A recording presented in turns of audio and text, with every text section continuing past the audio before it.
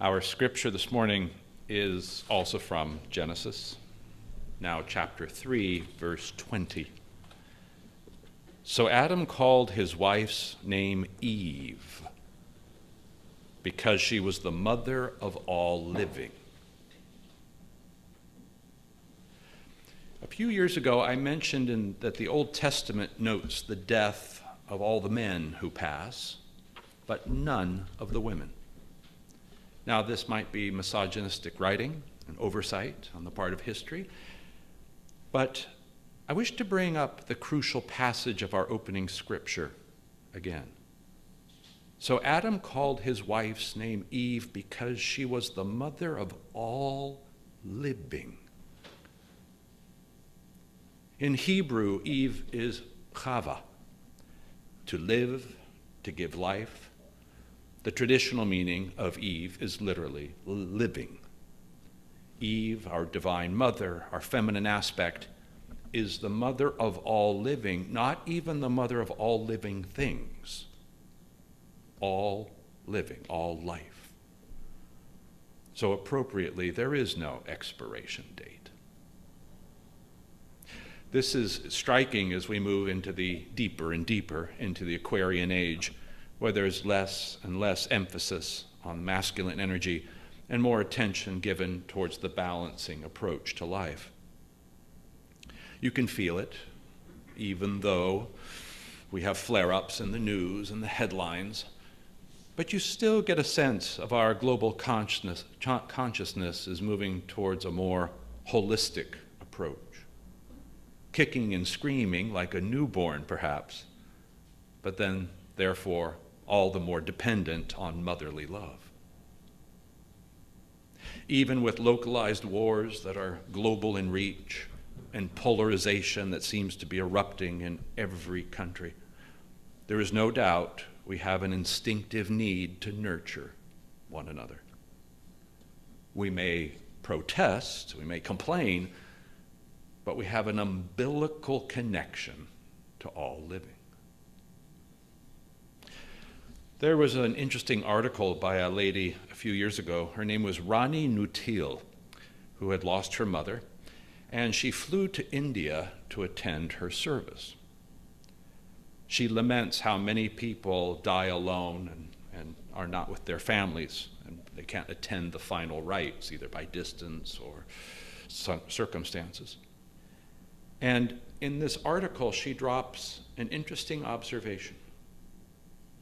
She said, after the cremation, quote, "A man handed me my mother's umbilicus, still warm, wrapped in terracotta. I was told the belly button doesn't burn the way the rest of the body does, that it remains impenetrable. They wrapped it in a thick, wet clay so I could carry it to the Ganges and throw it in." She continues, "I drove to the Ganges. I raised my hand to throw my mother into the sacred river. Her navel arched across the midnight sky and began its descent into peace." The umbilicus does not burn. It remains impenetrable, does not go away. Our connection to our biological mothers, our adopted mothers, generations of mothers, Mother Earth, Divine Mother, is never lost. The Eves do not have a tombstone, for they are eternal. Not even the masculine-centric Bible can gloss over that. My friend Robbie reminds me what a miracle it is to attend a birth, because you get this front row seat to watch an amphibian become a mammal. He's had 4 of his own. He got to watch it a lot.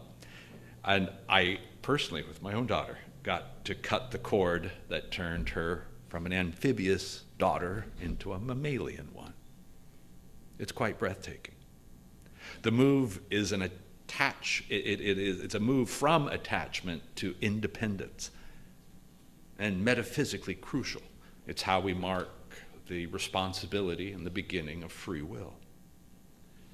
We adults literally cut the lifeline and pray the creature inhales. But the moment of physical severance is also a moment of spiritual bond, as if independence and free will are not exactly illusions, but certainly temporal.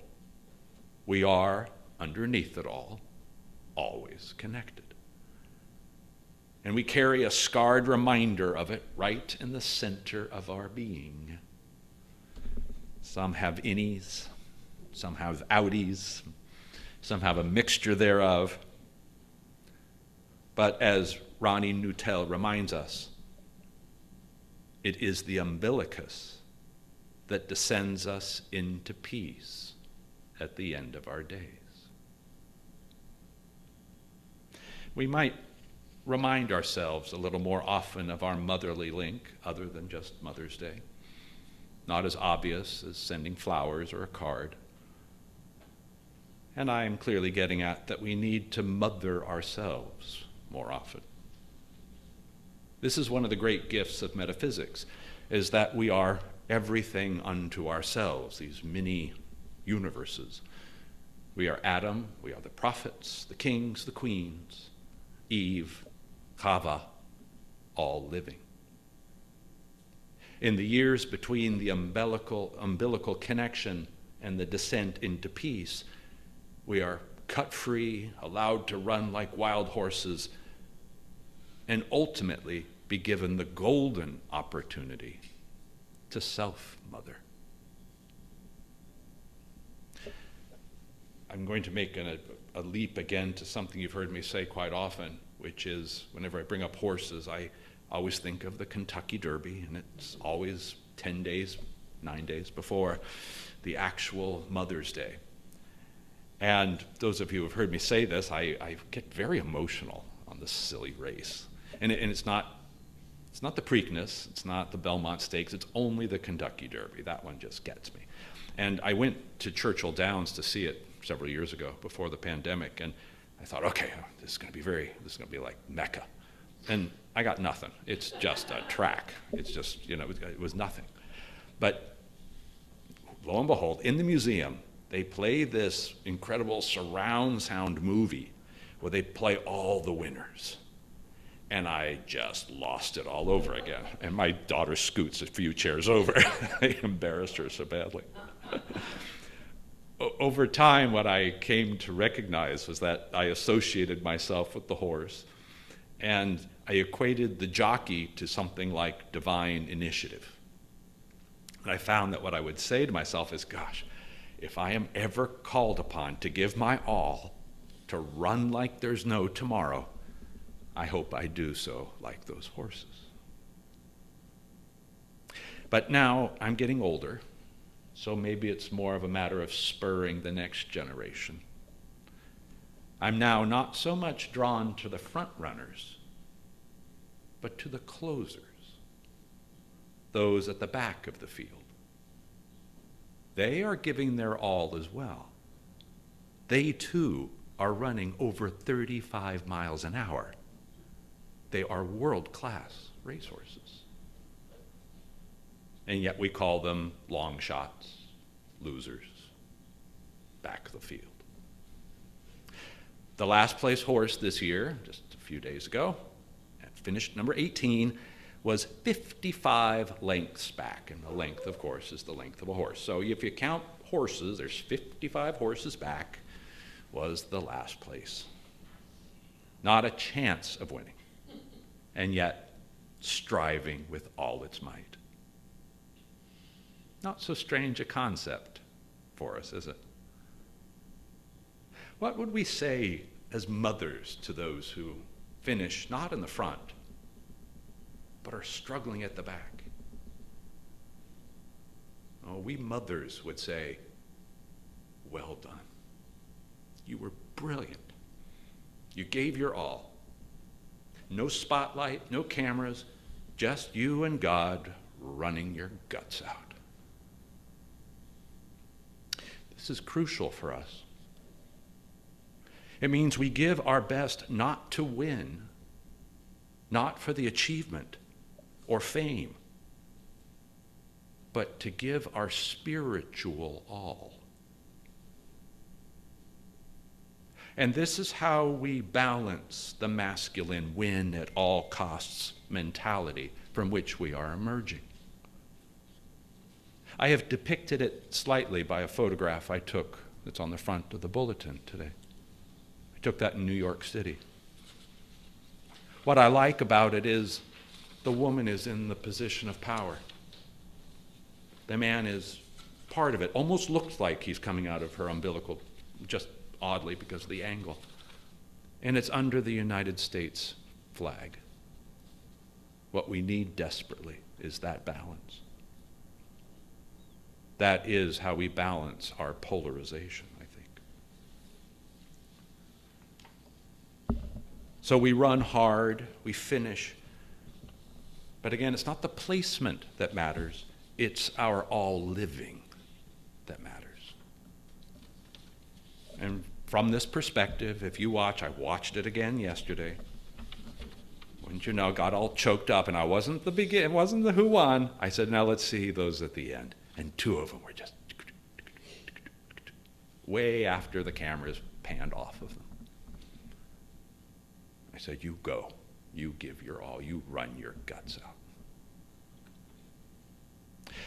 The mindfulness that we are stressing so much in AMC, awareness, mindfulness, consciousness, reminds us to rely less on outcomes and more on the fullness of the moment. Because glory, success, notoriety are not the primary goals of motherhood.